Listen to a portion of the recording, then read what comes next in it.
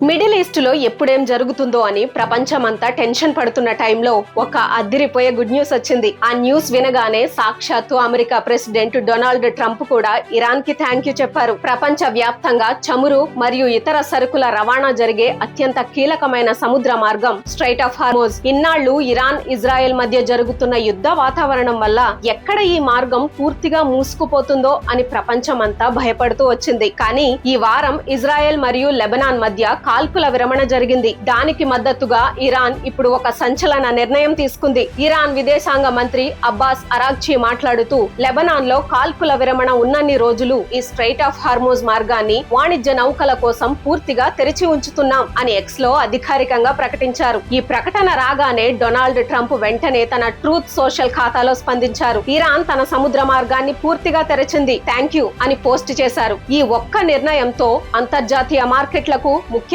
Oil market కు భారీ ఊరట లభించినట్లయింది. మరి ఇరాన్ తీసుకున్న ఈ పాజిటివ్ నిర్ణయంపై, దానికి ట్రంప్ ఇచ్చిన రియాక్షన్ పై మీరేమనుకుంటున్నారో కింద కామెంట్స్ లో చెప్పండి. ఇలాంటి ఇంట్రెస్టింగ్ గ్లోబల్ అప్డేట్స్ ఎప్పటికప్పుడు తెలుసుకోవడానికి మన వీడియోను లైక్ చేసి, షేర్ చేసి తప్పకుండా సబ్స్క్రైబ్ చేసుకోండి. జై హింద్.